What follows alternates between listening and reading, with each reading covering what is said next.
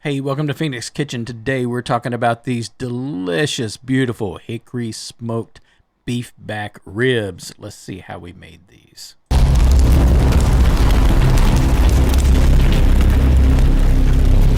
All right, so we started with a nice rack of beef back ribs.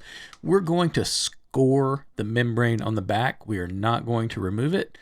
These beef ribs always have a nice amount of fat between the bone and the membrane, and we want to keep that in, let it render down. It's really going to add to the delicious juiciness and flavor of the ribs.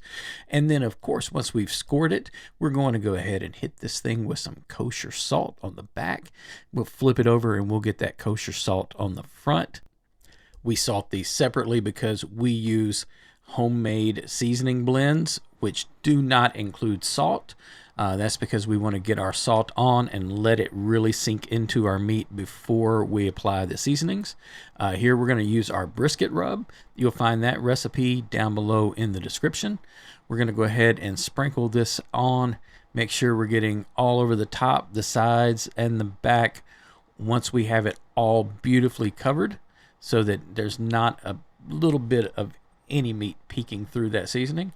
We're going to let it set for about an hour, and then we'll be able to get it onto our smoker and get these things cooked down into something absolutely amazing.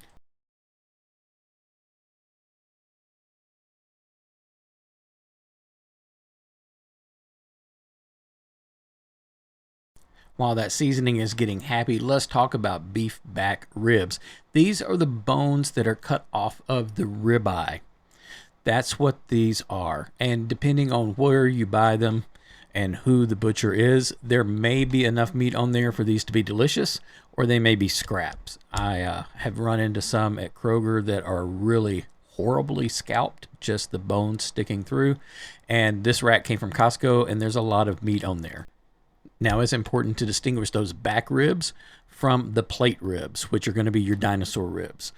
This is a dino plate that is 4 bones, rib number 7, 8, 9, and 10. They're a little bit thinner than these, which are the brontosaurus, which are the bones 4, 5, and 6 from the same cut right there on that short plate of the ribs. Those are your dino ribs, and they're going to obviously cook a lot longer. If you've watched videos, people talking about smoking them all day, 6 hours, 8 hours, 10 hours, that's those ribs. These back ribs, we're going to cook them at 250 degrees, and they're only going to take about 3 hours to cook. While we've got those on, we actually went ahead and smoked a little bit of Velveeta. We brought that in, mixed it with some milk, got it nice and smooth and creamy, and we're going to add that to our nice thick noodles to make a smoked macaroni and cheese to go with these ribs. So while those ribs are cooking and getting awfully delicious, we got that going, we got the noodles cooking. We're going to mix this together. It's creamy, it's delicious, it's simple. We did nothing more than smoke the cheese, blend it down, add it to the noodles. Then we pulled out some pulled pork leftovers that we had, got that into a pot and warming up with some onions, some green beans, and of course some seasoning. And these will serve as our sides to go with our ribs. Now we go back out and we check on our ribs, and once they've hit about 165 degrees, I go ahead and wrap them in foil to finish them off. As you can see, once we unwrap them, they've hit just about the 195 mark. They've got some nice char and bark developed, actually wonderful flavors. Get those cut up into our bones, and then we've got to give it the test, squeeze it, make sure, did we get it juicy?